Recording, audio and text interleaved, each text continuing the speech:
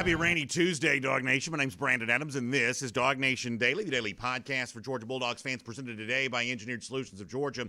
Good to have you with us for what for us is going to be a very busy show today. Georgia spring practice starts today. We are really excited about all of that. Connor Riley on the program today as part of a Kroger Fresh Take to address everything happening with that. Also, with the Lady Dogs set to start the NCAA Tournament on Monday against the Drexel Dragons, a 3 seed there in San Antonio. Head coach Joni Taylor, the reigning SEC Coach of the Year, is going to join us here as well, the leader of the Lady Dogs, as they get ready for a big run in the month of March. Can't wait to talk to Coach Taylor here coming up in just a moment. So it's a ton of fun. Obviously, day 2 of our podcast cool down. I'm really excited about that, too. So we will do all of that with you over the course of the next few minutes. So glad to have you with us. DawgNation Daily, daily podcast for Georgia Bulldogs fans, presented today by Engineered Solutions of Georgia, begins right now. Today's episode of DawgNation Daily is brought to you by Engineered Solutions of Georgia. Dial 678-ESOG now for a solution to your foundation and waterproofing problems. Presented by DawgNation.com. This is DawgNation Daily, the daily podcast for Georgia Bulldogs fans. Here's your host, Brandon Adams. Absolutely jam-packed on our program today, DawgNation Daily, presented by Engineered Solutions of Georgia. As we told you before, we are absolutely squarely smack dab right in the middle of the Lady Dogs bandwagon. As they earn a 3 seed in the NCAA Tournament, they'll play Monday at noon against Drexel. The reigning SEC Coach of the Year, Joni Taylor, will join us in just a few minutes' time. We'll preview that with her. Can't wait to do that. What a great season it's already been for the Lady Dogs, and can't wait to do a lot more of that. Watch them here out through the month of March. Also, it's busy today because Georgia is set to start its spring practice. Our buddy Connor Riley will be covering this very closely for DawgNation.com. He's going to be on hand as well. Now, with all that said, let me begin this way. So, speaking of spring previews, love that kind of stuff. I just enjoy this time of year because of all the sports that are being played and the fact that you do get that taste of football. And it's really kind of the precursor, the appetizer, if you will, for the main course that comes later on the fall. And I like all the spring previews that are out there on the various websites, things like that. And I was looking at the one for Athlon Sports. I've always just kind of been an Athlon fan. Many of you know for years I've talked about being the guy that likes to read the magazines. I'll sit at the pool and actually hold the magazine in my hand. Yes, I am that old. I still like to do that. That's just kind of my thing to do. But this was online, and it was kind of looking at the various position groups, the various storylines, and I saw something from Athlon Sports that, for me, was the kind of thing that that you just have not really seen around Georgia very much. It was, at least not in a long time, it was very interesting to see. The statement was something along the lines of, and Georgia should have one of the deepest and be one of the best wide receiving corps in the entire country. And boy, you pause on that and you think, man, how much has that changed in recent years? Where in 2019, before the start of the season, just 2 years ago, we were told, hey, be careful about Georgia and these championship expectations. This team isn't very deep at wide receiver. This team isn't very experienced at wide receiver. This team has some wide receiver issues. We were told that by these same kind of publications just a couple of years ago, that could be kind of a yoke around Georgia's neck as it tries to make a championship push. And even though Georgia got a big freshman contribution from George Pickens and a big freshman contribution from Dominic Blaylock, and when healthy, Lawrence Cager played well also, I think we would all say it did turn out to be true that Georgia's lack of experience at the receiver position ended up being a real problem for Georgia in 2019. And during the Kirby Smart era, which now dates back to 2016, for as good as Georgia has been in most position groups, for as talented as this roster has been overall, wide receiver has just been a spot where maybe there's been a little bit of a lag behind some of what the other position groups are doing. But Athlon, fairly respected publication within the college football world, certainly a publication that kind of corners the market on this preview stuff, says we look at Georgia as maybe the deepest, maybe among the best wide receiving corps in the entire country, which to me is really, really fun. And obviously we know a lot of the reasons why this is true. We've talked about George Pickens, what he can expect to do for this upcoming season. We've talked about Georgia's, pursuit of another, kind of a Scottie Pippen to go along with George Pickens, Michael Jordan. We've used that analogy before. And you mentioned Karis Jackson, who said multiple 100-yard receiving games back in 2020. Jermaine Burton, who had a huge game, almost 200 yards receiving against Mississippi State. And you think about Dominic Blaylock maybe coming back from injury. You have all these options available to you. But then there's also kind of the curiosity of, what could more from, like, say, a guy like Arian Smith look like? Because for everything I just mentioned, for all those great receivers I just mentioned, they're athletic, they're, great ball skills, they have almost the entire package, but no one quite brings to the table the speed that Arian Smith, who spent most of his first year at Georgia injured, but late in the season was able to show you some flashes of all that. No one quite brings the speed to the table that he seems to possess. And for Georgia fans themselves, the ones most closely connected to the program, when you ask them, hey, why are you excited about Georgia's receiving situation this year? They may mention all the names I just mentioned, but it doesn't take them very long to then get to Arian Smith as a big part of this as well because of that speed quotient. In fact, if you want to have an idea of just how fast Arian Smith really is, let's go back to a couple of weeks ago when another speedster in his own right, Eric Stokes, about to be a pretty rich man based on some of the stuff that he's expected to do getting ready for the NFL draft, some of the stuff he's already shown in video in terms of his own blazing fast 40 time. He says, listen, as fast as I am, recently Eric Stokes told our Mike Griffith that Arian Smith is actually probably faster than me and probably the fastest guy on this entire roster right now. Georgia fans seem to know that, and they loved it when Eric Stokes said this. You run across people like Arian, who's like, you just looking like, man, that's just like different type of speed. Like, I thought I was fast for myself, but you looking at that, and you like, hold on now, that's a whole different type of speed. I'm not even no hater. Like, I'm not finna throw shade or nothing. Arian is the fastest. Like, I'm not gonna lie. Like, Arian is a different type of speed. If you missed that interview that Mike did with Eric Stokes, it's worth watching the entire thing, both in terms of Stokes talking about his own rise as a football player, his preparation for the NFL draft, and some of the stories that he told about Smith, about that kind of specific moment during practice when he realized just how fast Arian Smith really was. And a lot of opposing SEC defensive backs or Cincinnati defensive backs in the bowl game got a chance to see that from Smith too. Georgia fans can't wait to see more of what he brings to the table. And obviously the blazing speed is the first thing that you notice. And now with spring practice beginning today, there's also that need for Smith and for a lot of these Georgia players to now kind of polish off some of those rough edges, add a little bit of seasoning, some experience to what is already a dynamic level of athleticism and a much more serious, sober tone. Georgia wide receivers coach Cortez Hankton met with the media a couple of weeks ago, and he talked about the things that he's already seen from Arian Smith and that sort of next level of development that he wants to see a little bit more of. This is Cortez Hankton. Well, just like any young receiver, just understanding the technique of how to play the position, continue to grow from a football awareness and a knowledge of the playbook and how he fits in the grand scheme of things. And he's really embraced this offseason. As you look at it, with really all of our guys, we didn't have opportunity with spring football last year. And, now these guys get to learn off of cut-ups from last year of what we put on tape. And so that's really big with all our guys, and we're looking for Arian to continue to grow, as a receiver.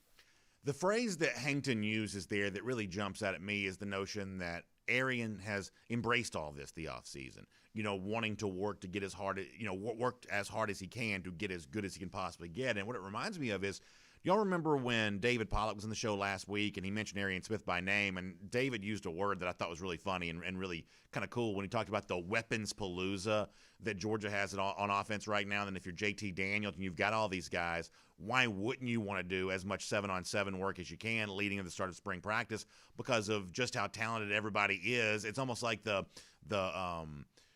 talent level in the room is contagious, right? Everybody wants to get out there and compete, work hard, and maybe collectively as a group, everybody just wants to see how good they can possibly get. If you're a Georgia fan, at least that's what you hope goes on with the wide receiver situation. And let me kind of put a bow on this topic by saying this.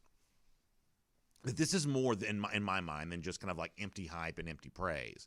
That if it really is true what publications like Athlon Sports are saying, that, wow, it's Georgia's turn now to have one of the best receiving corps in the country. Think about how significant that could be. I pulled out my old issue of the 2020 Athlon Sports College Football Preview magazine today. I was just kind of thumbing through that. I said, let me test a hypothesis here for a moment. So I kind of thumbed through there, and I looked at their list of top receiving corps going into the 2020 season. If I ask you who they were, you would already know almost all of them. You'd mention Alabama in that group. the team that eventually won the national championship. You'd mention Ohio State in that group, team that made the college football playoff. You'd mention Clemson in that group, team that made the college football playoff again. LSU was also there as well. They were the national champion from the previous year. When you look at these position groups that correlate with championship success as well as anything, depth at your wide receiver position seems to be a big one in the modern days of college football. Georgia's kind of watched that from the outside the last few years, trying to work their way up. But with the recruiting success from the class of 2019 that brought in Blaylock and Pickens, the recruiting success from the class of 2020 that brought in Arian Smith and Jermaine Burton and Marcus Rosemy-Jackson and everybody that kind of goes along with that, with the recruiting success of the last few cycles, Georgia all of a sudden gives itself a chance to have one of the best receiving corps in the country. With JT Daniels throwing to them, this spring could be the start of some really nice things, the Georgia wide receiving corps. And if it plays out the way that it might, it could equal great success for the Dogs on the field later on this fall. My name is Brandon Adams, and this is DawgNation Daily, the daily podcast for Georgia Bulldogs fans. We're presented today by Engineered Solutions of Georgia, and we're glad to have you with us no matter how you get to us today. Live on video, 10 a.m., Facebook, YouTube, Twitter. Also now on Twitch on video, all the podcast platforms, Apple, Google, Spotify. Of course, I posted the show at the world-famous DawgNation.com. Great debut yesterday for our podcast cool down, taking comments now at the end of the show on podcast. A lot of fun to be able to do, and glad to be able to provide that opportunity for folks to connect with us. That's a really fun thing all the way around. And of course, all the things that we do here, including the very nice studio we get a chance to do it from, would not be possible without our friends at Engineered Solutions of Georgia. They are the ones that you trust when it comes to foundation and waterproofing. Listen, when I was driving in today, here's the thing that I saw, and you probably saw this as well. Huge downpour of rain. Last night, kind of sitting around getting ready to go to sleep, big rain starts falling right there. For some people, when that rain falls, that means a lot of anxiety gets produced right away of, wait, am I going to have a flooded basement? Am I going to have a bunch of stuff creeping in my garage or my crawl space? You need to certainly keep your mind on Engineered Solutions of Georgia when it comes to all that, because they can take care of you for all of that. They got 2 full-time engineers on staff. Very easy phone number to remember. Simply dial 678-ESOG now. That's 678-ESOG now. That'll get you in touch with Engineered Solutions of Georgia. They're proud partners of UGA. Makes them really fun to do business with. They've been good friends of ours here at DawgNation Daily for a long time. So give them a call, 678-ESOG now. That's 678-ESOG now, and that'll get you in touch with my friends at Engineered Solutions of Georgia. We certainly appreciate them bringing DawgNation Daily to us here today. Make sure you check them out for all your foundation and waterproofing needs. As I mentioned to you off the top of the program, we're going to be lucky here in just a few minutes' time. We had a chance to speak to Joni Taylor, the head coach of the Georgia Lady Dogs basketball team, as they found out they're going to be a 3 seed in the NCAA Tournament. They'll begin play Monday. Really, really interesting version of the women's NCAA basketball tournament taking shape starting next week, with everybody kind of, in that kind of bubble environment there in San Antonio. Big upcoming month of March for both the Lady Dogs and a lot of the teams in the SEC. So we'll get a preview of that with her before we're done. Also, as promised, it's Connor Riley talking Georgia spring practice here coming up for you there as well. Before that, though, I do want to go around the doghouse, and with the kind of theme in place of, hey, what's going to happen for Georgia this spring? If you feel really good about the depth that Georgia has at wide receiver, and kind of maybe a unique situation for UGA to now have as much talent in that room as it has, certainly in comparison to previous years under Kirby Smart, it seems like there's a real wealth of weapons available to UGA. Probably a little bit more in the way of unanswered questions about another group when it comes to the offensive line. One of the things I think is really interesting, though, is the mix of veterans that we've seen before and young people who are going to either be in an expanded role or on the field for the first time, who really have a chance to kind of show what they're all about here this spring. Let me start with this. Huge unanswered question for Georgia in terms of what's going to happen at left tackle. We assume, maybe rightly, maybe wrongly, that Warren McClendon's going to be locked in there at that right tackle spot.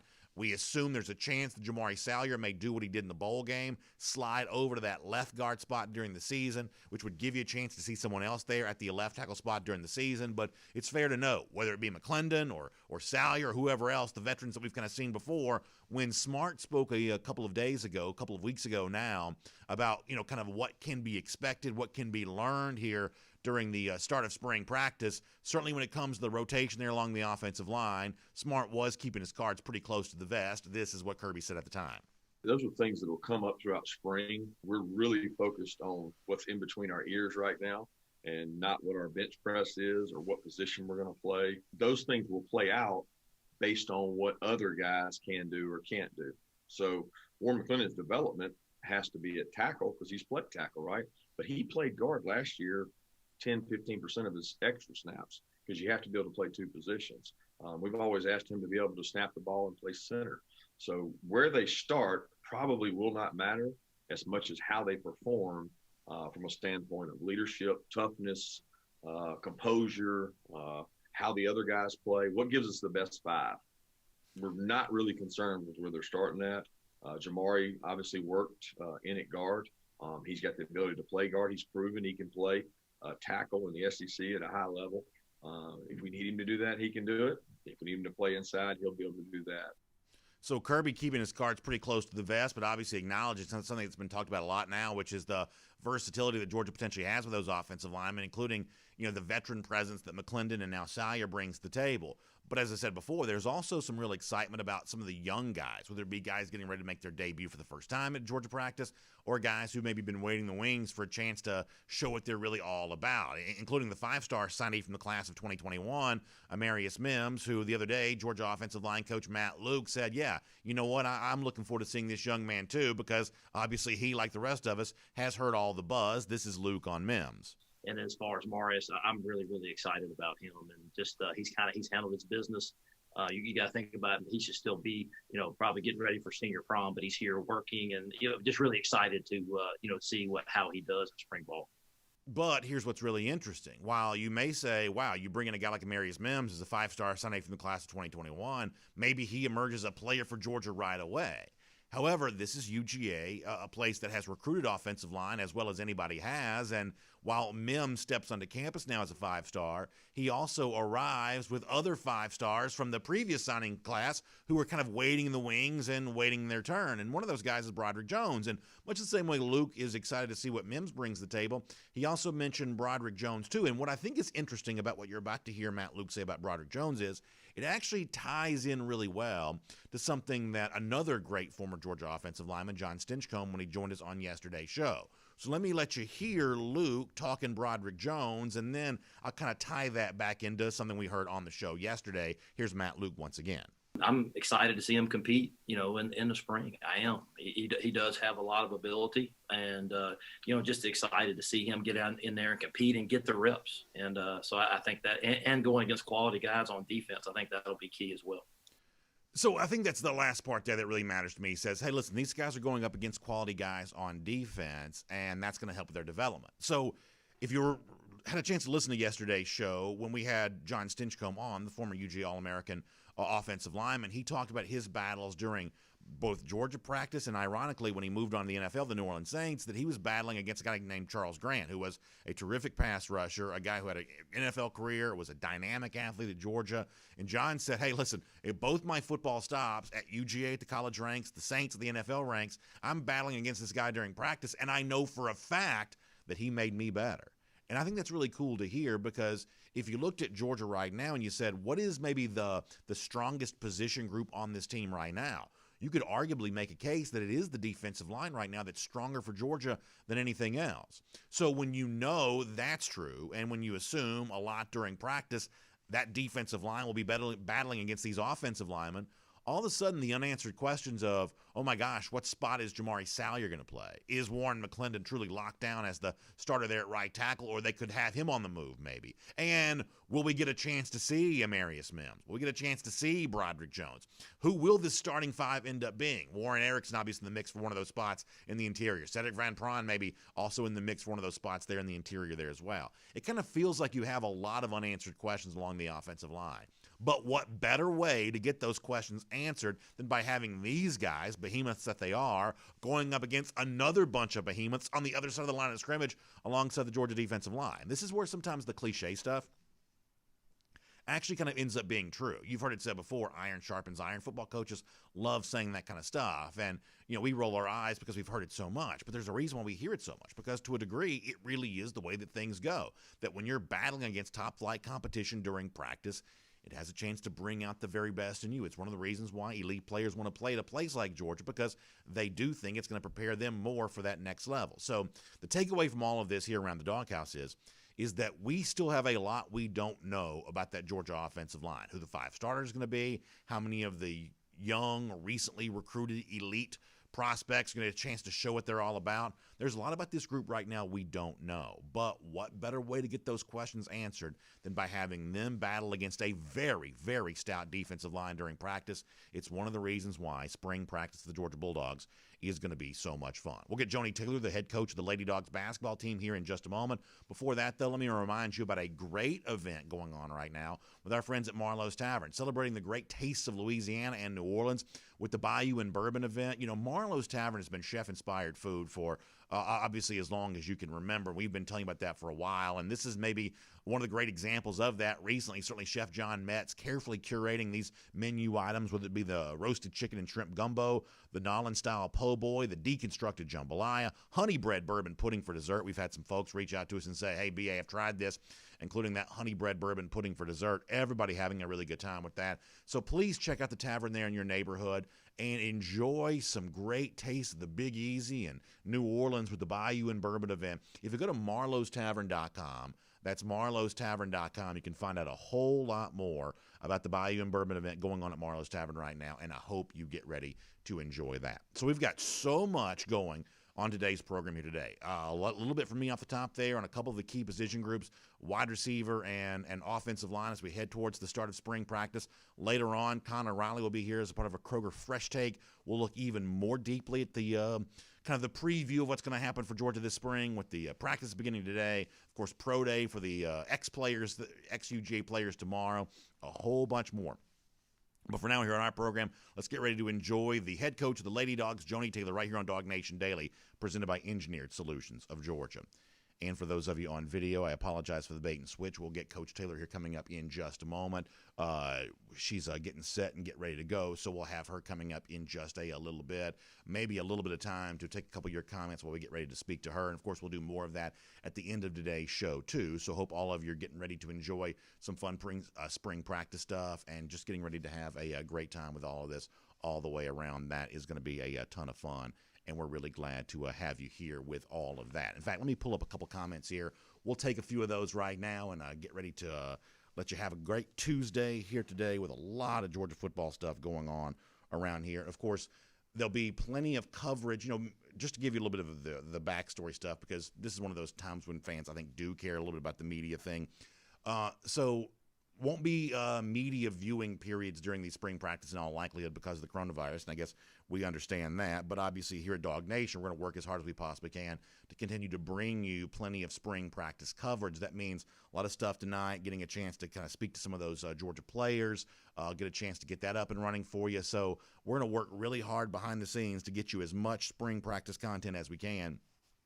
All that going down today inside the indoor practice facility today, and boy, isn't it nice to have that indoor practice facility at Georgia right now, just given the fact that the rain's going to keep you from being able to be outside today. So our eyes will be on that, our ears will be to the ground, and Connor Riley and Mike Griffith and the entire DawgNation team working really hard to bring all that to you. Let's squeeze in a couple of your comments here right now.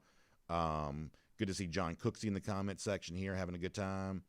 Or in Chile, weighing in on kind of the idea of the speedsters, mentioning Tyson Campbell. He says, if I was Eric Stokes, based on what he put on the video the other day, he wouldn't run again. I think the problem with that, though, is that, even though I think a lot of, sleuths kind of have their own, stopwatch out to kind of judge Stokes and his running, there's still people going to want to verify that time that he put that out there on video. So clearly Stokes in that video that kind of leaked out the other day showed you what he's all about from a speed standpoint.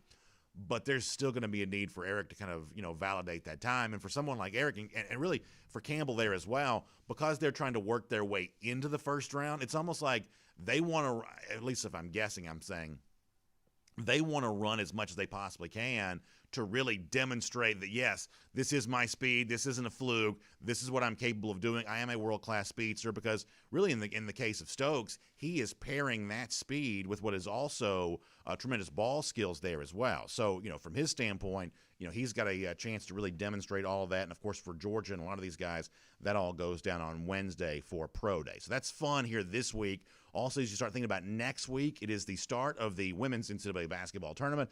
The Georgia Bulldogs have a 3 seed there for that after what has been a tremendous regular season and run through the SEC tournament as well. So with all that in mind, let's get ready to say hello to the head coach of the Lady Dogs and the reigning SEC Coach of the Year. It's Joni Taylor here today on DawgNation Daily, presented by Engineered Solutions of Georgia. And, Coach Taylor, I know that you've got a lot of unfinished business starting with the NCAA tournament, but if you'll allow me to, I do want to pause and just say congratulations on what's been a great run through the season thus far. Terrific run in the SEC, season sweep versus Tennessee. Nice run in the SEC tournament there as well, getting all the way to the finals and really giving South Carolina a big battle, knocking off Texas A&M on the way to doing that. As I said before, I know you guys got a lot of goals still left in front of you for the month of March, but certainly congratulations on what thus far has already been a great season. Brandon, wow, thank you so much. It's hard for me to process some of that because I'm so much like next thing, check the box, Sure. next thing, and we're not done yet. And so for me, it's next thing that's up on our schedule. And so for us, it's a tournament. But when I just sat there and listened to you, we have accomplished a lot during very challenging times, and it speaks to our seniors and their experience, their commitment to wanting to put Georgia basketball back in the national spotlight. And so I'm just really happy for them, more so than anything in our entire program. You mentioned the idea of the challenging times, and I hate that we even have to talk about this because I'd love nothing more than just talk to you about Drexel and the game and what happens after that. And but obviously, as a coach, part of your job this year is dealing with the challenge of the coronavirus. I saw the news reports. I guess Gino Auriemma, the head coach of UConn, has now tested positive. And you guys there in San Antonio, I know there's going to be some really, or I should say in the state of Texas, I know there's some really intense protocols around, all of this. I mean, how frustrating is it for you, or how challenging is it for you knowing, in addition to game planning for opponents and getting your team ready to play, you've also got to kind of make sure everybody stays healthy and that, you yourself stay healthy?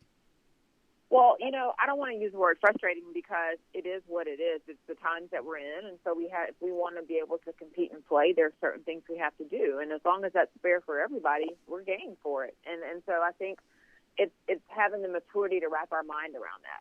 How do we look at it? Do we look at it as an opportunity, or do we look at it as an issue or a problem? And how are we going to be better? How are we going to grow? How do we pivot in these times? And so, again, we had conversations as soon as quarantine hit last year in terms of making sure that if we were choosing to come back to campus, before we even knew if we would have a season or not, that the health and safety of our team was going to be how we operated and made every decision. Every decision that we made was going to be based on the health and safety of our team, and that is how we've operated.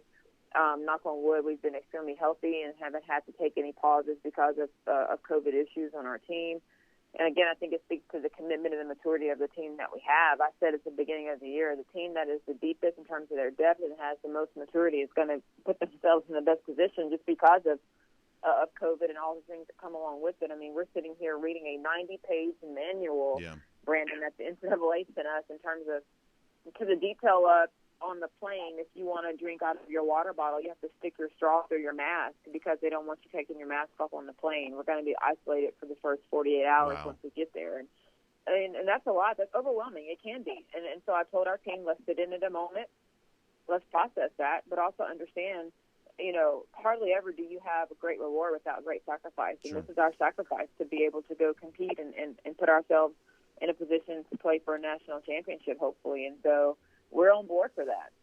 You mentioned your senior leadership a moment ago, and obviously you guys have thrived during what has already been, as you mentioned before, kind of an unprecedented year in terms of challenges. As a coach, I'm kind of curious, did you get a sense early on that you guys were both on the court and around the program gelling in such a way that you had a chance to do this? I mean, how soon did you realize that, hey, we're facing challenges, but we're meeting those challenges, and we're growing as a team, and we have a chance to go out there and collect some big wins? How quickly into the process did you see all of that falling into place?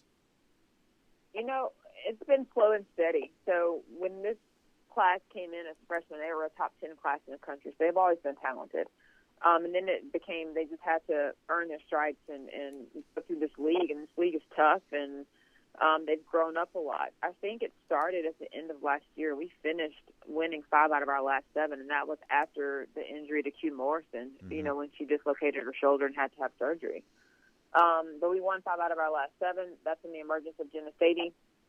came on, Gabby had been carrying us that entire time, and then we started getting some help offensively consistently from Q and from Jenna. So I think we finished the season with that type of confidence and playing well together. And then when we were in quarantine, just the conversations we were having with them were different in terms of their perspective and the things that they were doing at home.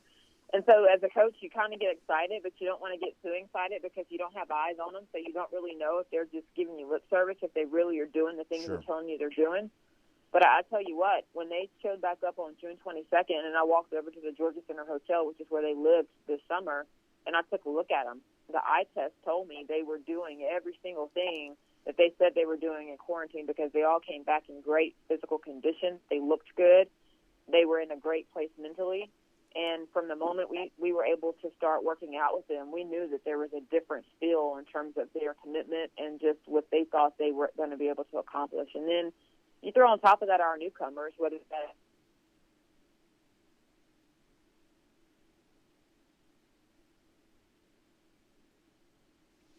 We may have lost Coach Taylor there. We'll see if we can get her squared away and get that taken care of. Go ahead. the depth we had made it really good for us as well. That's great to hear, Coach. You mentioned a moment ago the depth of the league and how tough this league is. You know, across the board, we have a lot of SEC fans, Georgia fans who are watching and listening to us right now, and the one thing they certainly understand is the pride that the SEC takes when it comes to football, really all the sports, you know, baseball, everything else. I'm curious, when you have, you know, the season y'all have had, obviously Tennessee is a 3 seed. South Carolina is a national power. Arkansas, if I'm correct, beat UConn a little earlier in the year. When you have, you know this kind of depth in the SEC, how much pride does this league take from a lady, women's basketball standpoint to go out there and kind of raise that SEC banner the way that it is across all the rest of the sports there as well? We believe we're the toughest and the most competitive league in the country. I think when you look at who we play and what we do, it speaks to that. Listen, South Carolina's a 1 seed. Texas A&M is a 2 seed. Us and Tennessee are 3 seeds. Arkansas is a 4 seed, and Alabama's a 7 seed. And so I think that speaks to right there just, 6 out of 7 of us being top seeds or top 4 seeds in the tournament, how strong our conference is. And so when you play 16 games in this conference, you're battle tested, you're confident, because you're playing against the best players in the country and coaching against some of the best coaches in the country as well. So it puts you in a great position when it comes time for postseason play. Yeah, I think that's exactly right. Tell me about the draw that you got. Obviously, Stanford's the 1 seed in your division. I know you don't want to look past Drexel in the first round, but how do you feel about your region? How do you feel like it sets up for you guys as you get ready to begin play on Monday? We're excited about it. Obviously, we're taking our time now to learn and study Drexel. And one thing we've always done, I learned this from Coach Landers, the only game you have to win is the one in front of you. And so when you look at the bracket, we're looking at one game, because if you don't win that one game, there's nothing else to talk about. So Drexel has our full attention, right now. Quickly, as they were putting up our region, I saw obviously that Stanford was the 1 seed, Louisville was the 2, so you know what comes with that. But overall, we're excited about the opportunity we have to make a deep run. So I want to finish with this. Obviously, this is a little bit different type of year in which there'll probably be fewer Georgia fans traveling out to see you guys play because of the pandemic and everything else. So for the Georgia fans who kind of want to get behind the Lady Dogs and support you running through the month of March here, what's the best way for Georgia fans to get behind you guys right now and obviously show how excited Dog Nation is to kind of have a great run for the Lady Dogs here in the NCAA tournament? Well, there are a few ways. Number one, follow us on social media. UGA Women's Basketball is our handle for all 3 platforms, Twitter, Instagram, and Facebook. All of the games this year will be broadcast either on ABC, ESPN, ESPN2, or ESPNU, so national spotlight on all games that are going to be played. And then, listen, the best way you want to watch our game is to be able to watch it on TV, but also listen to Jeff Dancer with the play-by-play, because he is tremendous. He does a great job, and he makes you feel like you're right there. Well, listen, I tell you, Coach Taylor, it is a great privilege to have you here on the show today. It has been so much fun watching y'all play already thus far this season. I truly believe the best can be yet to come. Can't wait to see it starting Monday at noon there against Drexel, and then everything else that happens after that. Congratulations on a good run thus far, but as you said, it's the next thing that matters, and we can't wait to see that play out next week. So thanks for your time here today. Thanks so much, Brandon. Good stuff there.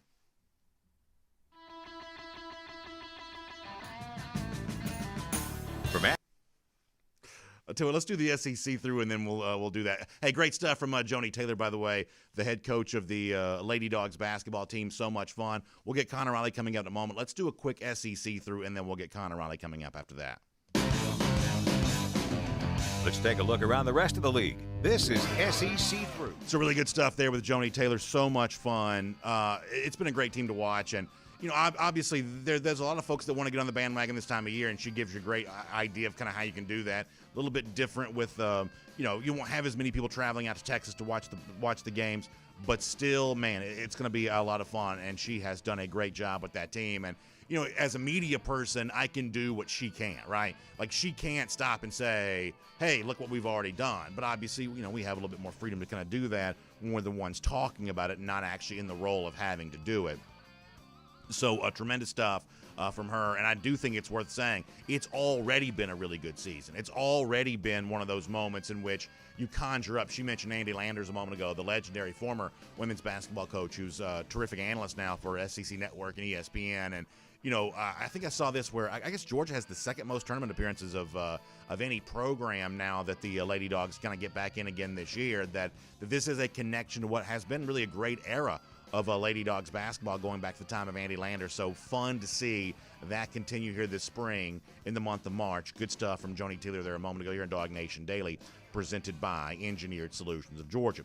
With that said, let me do a quick SEC through, and then after that we'll do more spring preview with Connor Riley here coming up in just a moment as part of our Kroger Fresh Take here today. I thought there was a very interesting column really, from Dennis Dodd, CBSSports.com. And listen, I don't want to get too deeply into this, but I think the one thing we're kind of all aware of is that if you watch a bunch of cable news, or even like kind of a cable news style sports discussion about how coronavirus impacts the world of sports, you have these two really like stark caricatures get drawn of so-and-so bad guy out there who maybe doesn't want sports to happen no matter what, and so-and-so, bad guy on the other side who doesn't care about anything and wants to be reckless, blah blah blah. You've seen that, right? We stay away from some of that controversy, but you certainly can tune into a lot of different TV debates and see some version of those two caricatures that get drawn.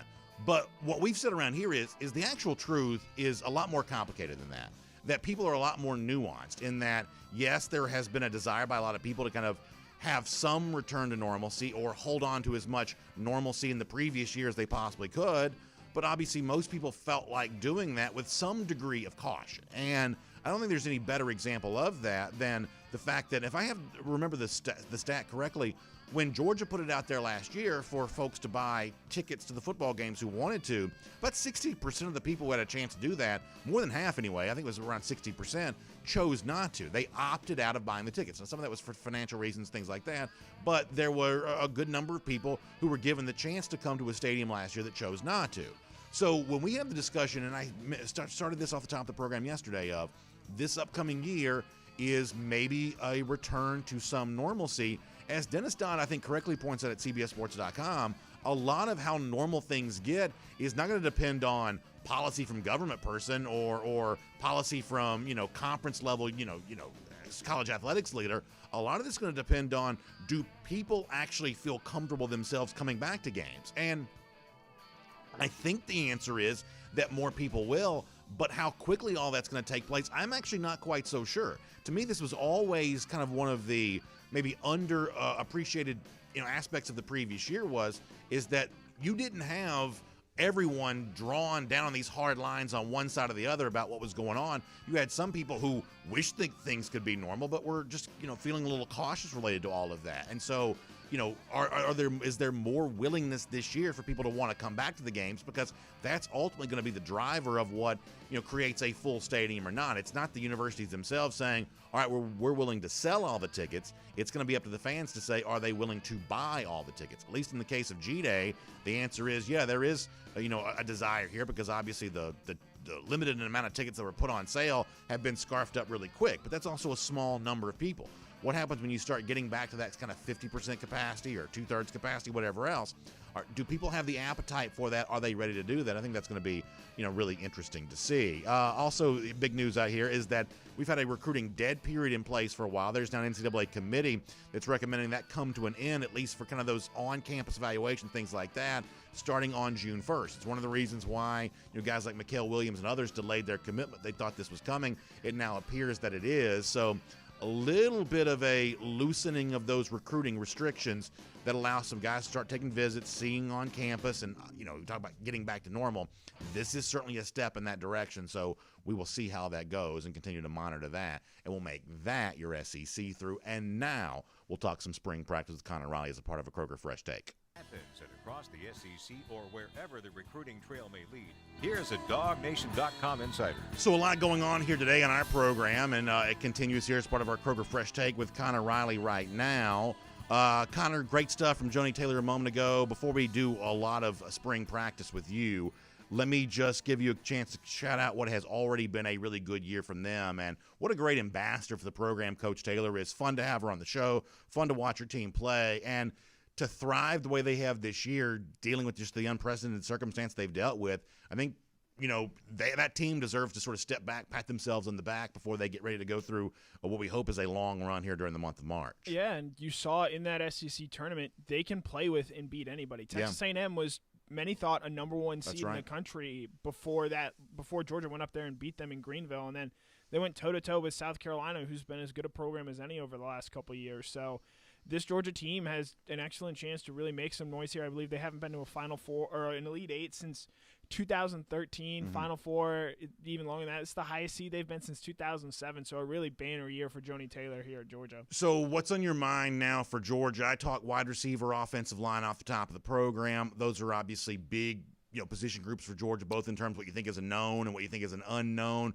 What else is kind of on your mind right now? I know you've written about this as the Dogs get ready to get going inside that indoor practice facility later on today. If there's an individual player I'm most interested in seeing what their spring even remotely looks like, it's Keely Ringo. He's coming off labor room surgery, so we'll see how close to 100% he is ready to go there at the start of spring practice. But Georgia obviously needs at least one player to step up and emerge this spring at the cornerback position, just given all they have to replace a season ago. The transfer portal is still obviously going to be a point of discussion, but Georgia needs Keely Ringo to practice and play like the number one defensive back he was in the 2020 signing class. So I'm fascinated to see what his spring looked like, how involved is he, and what sort of strides he makes on the field. I've joked about this before, but I have a tendency this time of year to think coaches mean the opposite of whatever they say. So part of me wonders if Keely Ringo gets the avoidance of rat poison type treatment from Kirby Smart. In other words, y'all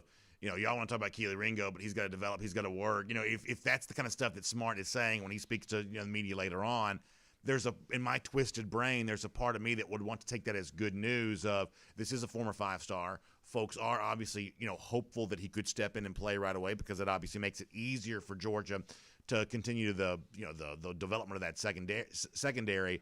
But you almost wonder, does Kirby Smart tiptoe carefully when speaking about Ringo? This time of year, I have a tendency to assume, well, that must mean good things if he's not wanting to praise him too much. Because if Smart's praising somebody too much, I'm starting to wonder, boy, they must be really struggling because Smart's trying to build up his confidence. Yeah, and we should note here, Ringo is not the only young cornerback that is looking to make some headway this spring. I think Jalen Kimber is another interesting player to watch, as well as 2021 signee Nyland Green, sort of what he brings. I mean, physically, he's as capable as anyone in that room of being able to really step in and play. We'll see how he adjusts to the speed of the game there, but it's a very young room. But as we sort of talked here before, I like where this room has the potential to grow, and I think this is more of a Game 1 issue than, say, a Game 13 issue. Well, and I also think, too, the notion of it's a Game 1 issue, there's just only so much you're going to know about that group during practice. And I would say that even for, like, the trained eyes and the expert minds of the coaches, because just to be candid here for a moment, as much as it seems like on paper Georgia's a great receiving corps, for a full season, Georgia really hasn't done that yet. So when that group that you think is on the rise but hasn't really proven it for a full season is battling against the secondary, I'm guessing there's a degree of which it's hard to know like what one side doing better than the other really means. If the secondary actually is performing well, does that mean the wide receiver group is not coming along the way we think it is?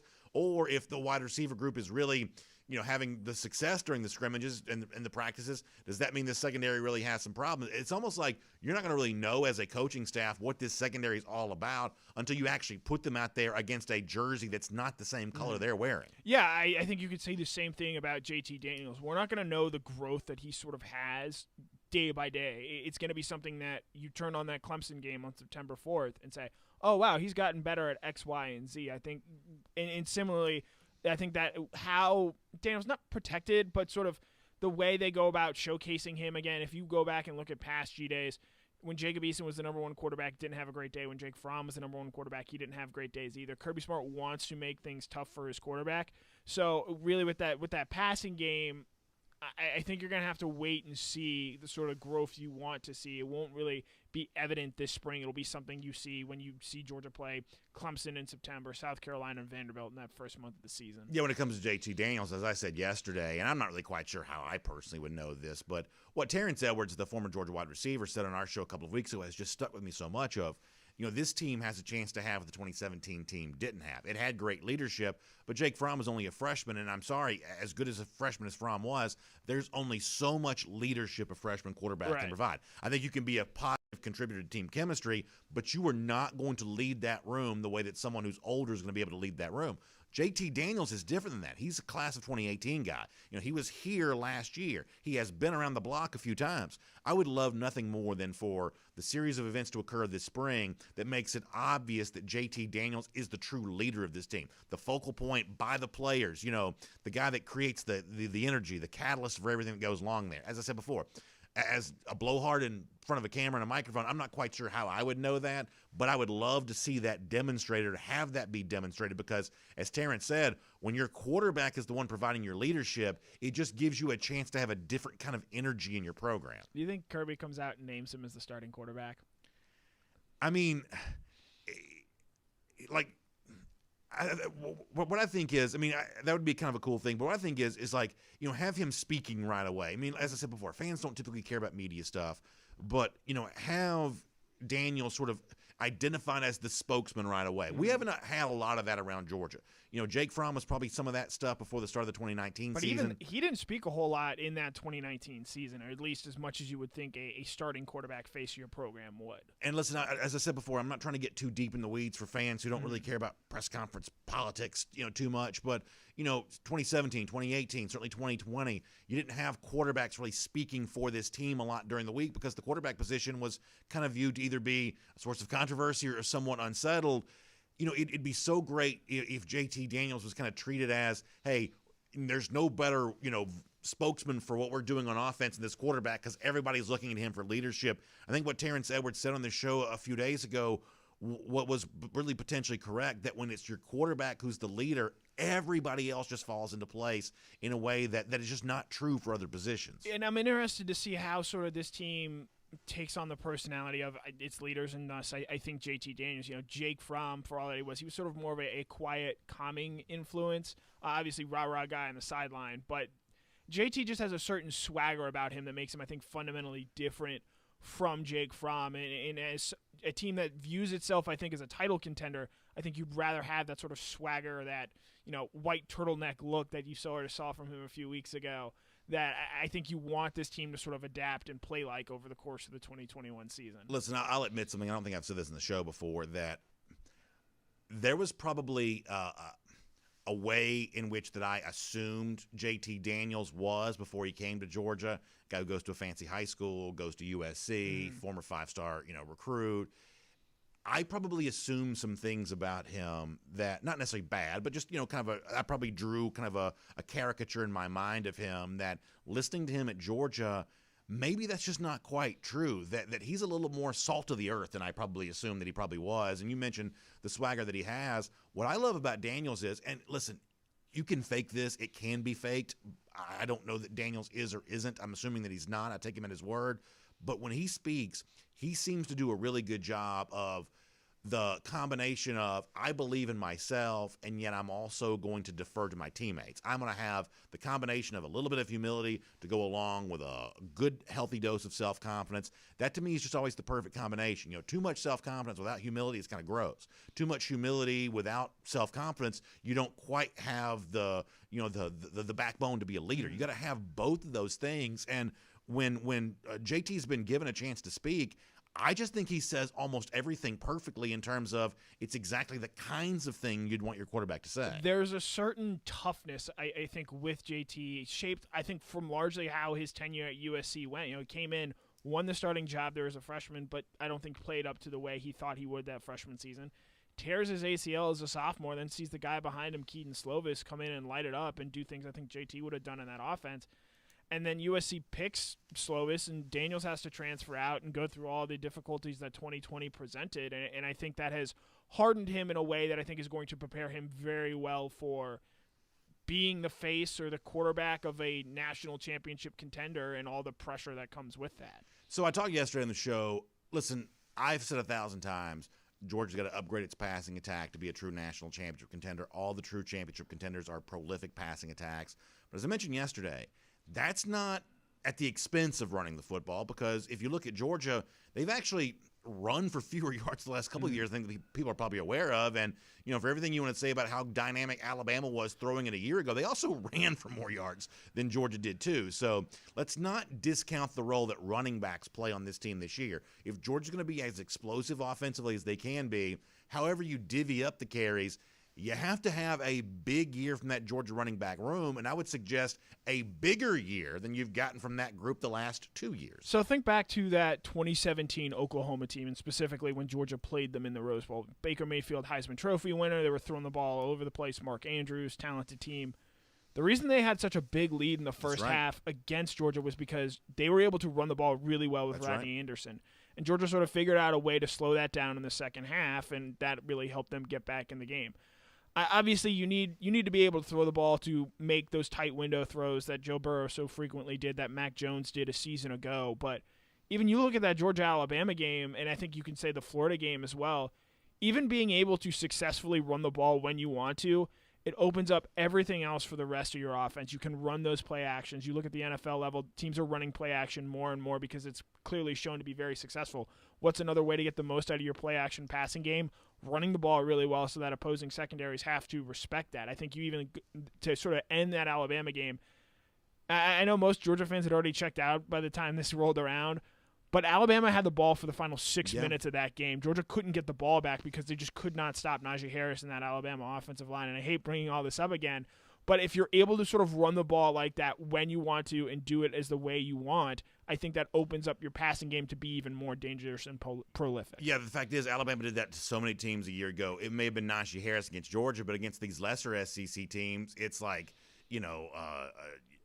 a bunch of other running backs who are, certainly less famous to the average fan. Alabama was just salting these games away in the fourth quarter with a lot of running plays. I agree with something that David Pollack said when he joined us in the show last week, which is for Georgia, the way in which you've got to change your philosophy is 2nd 7. That's not a running down anymore. Yeah. 2nd 7, especially early in the game, is a passing down. But that doesn't mean that Georgia isn't still looking for healthy opportunities to get big running plays, and hopefully those running yards come in chunks. It's just a matter of, philosophically, early in the game, on early downs, you've got to throw to establish the dominance. But hopefully after that, there's a whole bunch of running the football that comes because, Clyde Edwards-Helaire had 1,400 yards rushing in 2019. Alabama, Najee Harris had a huge rushing total a year ago. The great offenses, the great passing attacks, they're still running the ball too, but it's a matter of when do you throw it, when do you run it. It's the when you do it that almost matters as much as the how many you get when you do it. Right. In the past, the phrase was you run to set up the pass. I think now you pass to set up the run. That way you can just make your offense as truly devastating as it can be. So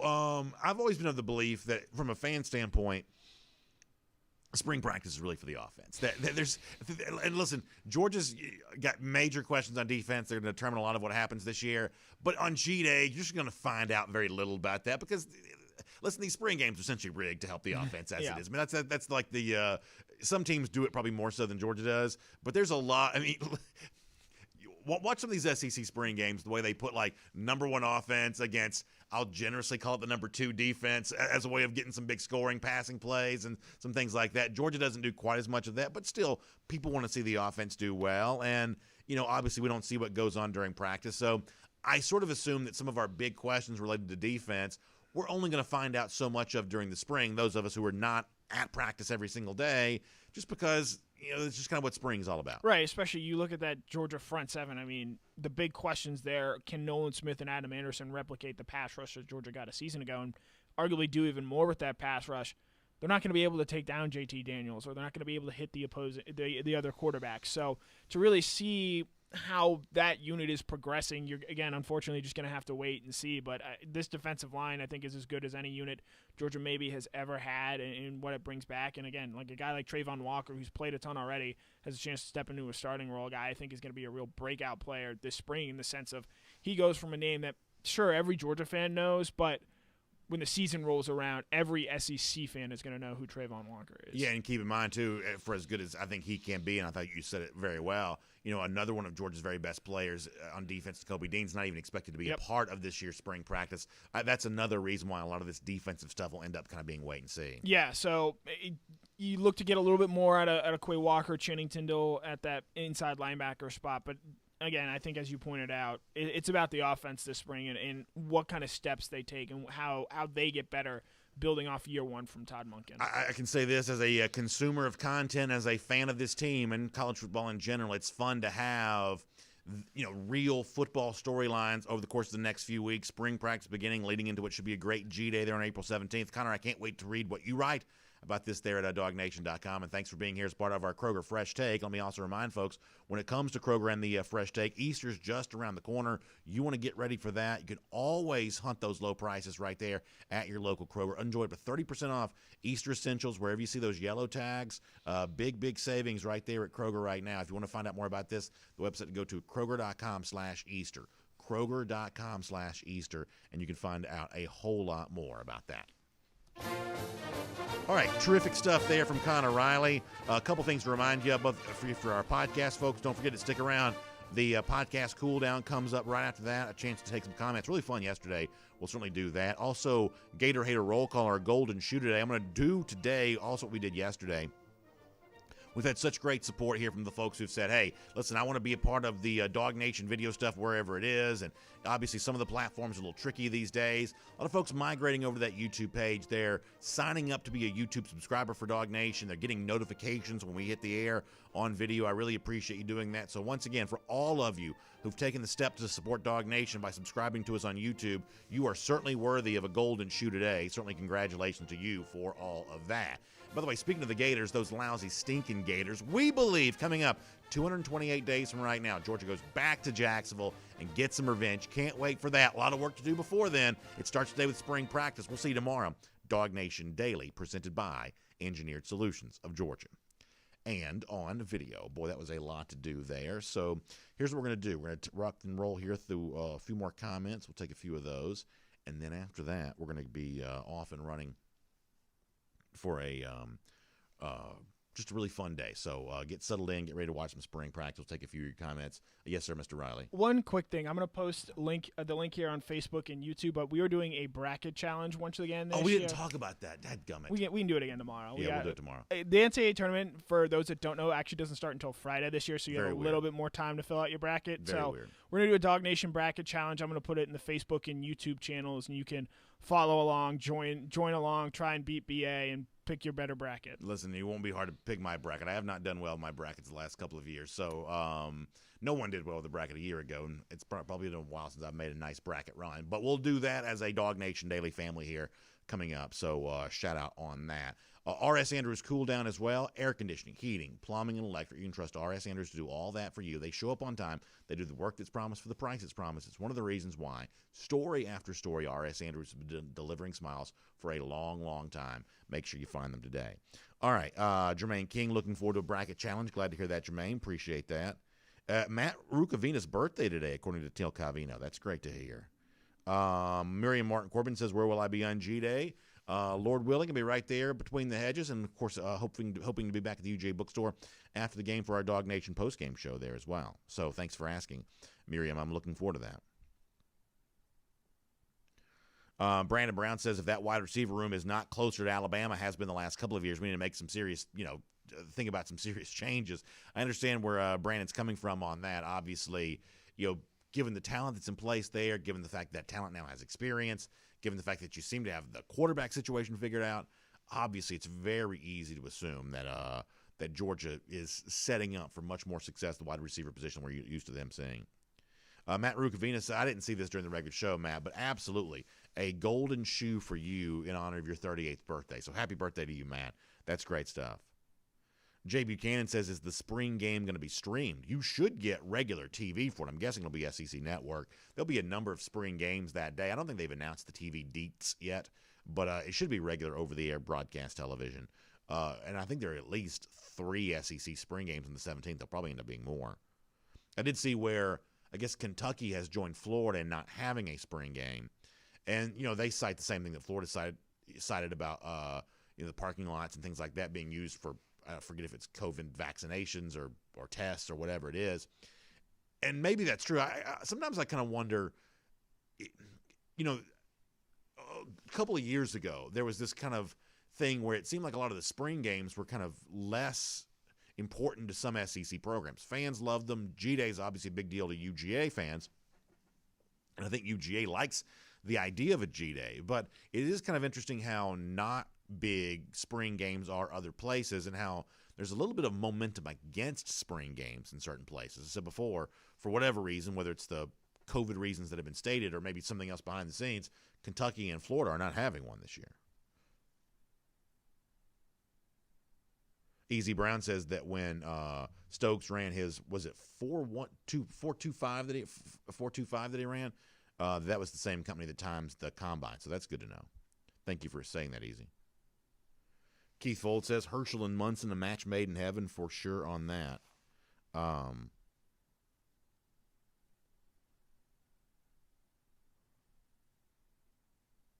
Rhodey Williams says, I want to know how Blaylock and Ringo are doing. Yeah, so we got an update on Blaylock's injury recovery from Kirby the other day, and as Connor said, that Keely Ringo status as he gets ready to get going in spring practice is certainly something folks are going to be watching very closely. Gary Holt said, y'all still doing Cover 4. Yeah, Cover 4 should make a triumphant return, I believe, on Thursday. We also have a Cover 4 surprise coming up at some point in time, too. I'll be telling you more about.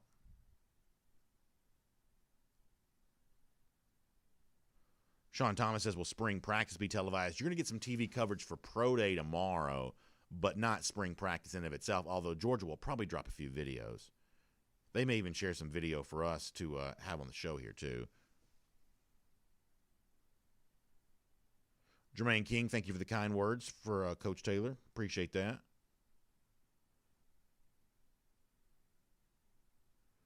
All right, let's see what else. Moose Thomas says the spring game is going to be on SEC Network Plus. It should be on regular SEC Network, shouldn't it? Connor, it should be on regular SEC Network, not SEC Plus for the spring game, right? It should be on regular TV. Although at this point in time now, there's not much of a difference anyway, but it should be regular TV. Yeah, they have not yet announced TV time. I'd be shocked if it's not regular TV. I mean, it may not be ESPN. Most people have the SEC Network, but there are a lot of spring games that day, but I'll be shocked if it's not regular TV. Bill Sanders says he'll always be a Gator hater of the highest order. I certainly appreciate that. By the way, I saw where Dan Mullen was talking about only being 6 points away from Alabama or something. He is a mess. He is a mess as always. All right, let's see a couple YouTube comments over here.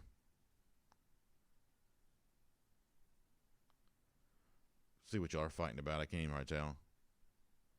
Danny Blackman says, my desk looks like his nice nightstand. Yeah, I thought we'd kind of decorate this thing up a little bit. I actually kind of like it. I've been happy with it so far. Frank Patterson mentioning Herschel Walker running for the Senate.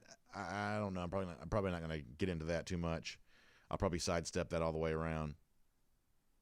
Green Soldier says, what are the key things you want to see take away from G-Day? Cornerback rotation, position changes. I could see Major Burns playing star with Brini, and I want to see Kimber and Speed get work. Yeah, I mean, I agree with you on that, too. It's like, for as much, and, when Connor was on a moment ago, we talked about young guys like Ringo and Jalen Kimber and Nyland Green. There's excitement around all those guys. But I would also say that I'm really interested for what Latavius Brini and Amir Speed might be able to do, that, you could hear more from this 2017 class for Georgia this season. It seemed like Brini had a very good bowl game. I've said before that if you saw Amir Speed walking around, kind of a taller guy, looks good in a uniform, you would assume that he was a graduate transfer. You would assume that was some player that Georgia must have gotten from, some Power 5 school somewhere else. That's just kind of, what he, kind of has the look, the vibe up. So I would definitely assume there's a chance you could still hear from him in a very big way. Let's see what else.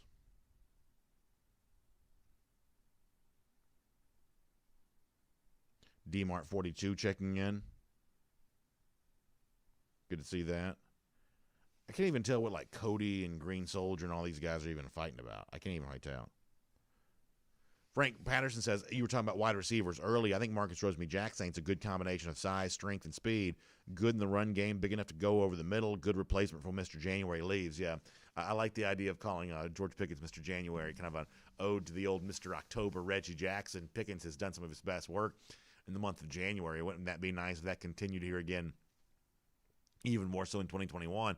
But I'm right there with you on Marcus Rosemy-Jackson. It's one of the reasons why the injury that he suffered in that Florida game was just so disappointing. Is on the touchdown that he scored, he kind of showed you what he was all about. And I said this, from the class of 2020 that, I don't know that he was certainly as fast as Arian Smith or maybe quite as athletic as Jermaine Burton or maybe quite as strong as Justin Robinson, but he was number 2 in all those categories. And because he was so kind of solid across the board, I thought he had a chance to have a good freshman season. I think he did have a good freshman season, and now it's simply a matter of kind of working back from that injury situation to kind of be where he needs to be. So we will continue to watch that develop, but I'm right there with you. I think that he has a very bright football future in front of him as soon as he kind of recovers from that injury.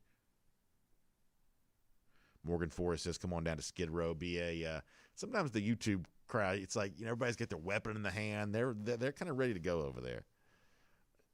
Y'all know what I'm talking about on that. G. Grace Bama Boy on the subject of Rick Gilbert calls him the best tight end in college football. Yeah, I mean, listen, I've said this 1,000 times. I think he's an unbelievably dynamic playmaker. And, the one thing I just didn't, I've said this with, Darren Kendrick the other day. I'll say it with Rick Gilbert right now. I'm just really slow to want to condemn people and say that I wouldn't want this guy. I'm just slow to do that. And, by the way, we don't criticize these other programs for taking, players that, may have had, whatever. I mean, in the case of, Gilbert, I guess the only thing that's even been semi-reported is something related to academics or whatever else. But, that's not the kind of thing that would make me say, I don't want a player like that. I'm very, very slow to not want to, give guys another chances. Gilbert went to LSU, wasn't happy there. He's looking for a new home. I don't feel scandalized by that. I hope he can figure it out and find himself a fun place to play. All right, a couple more.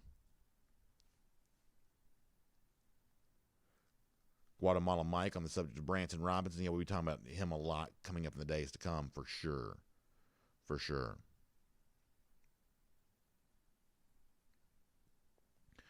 All right, a couple more things here.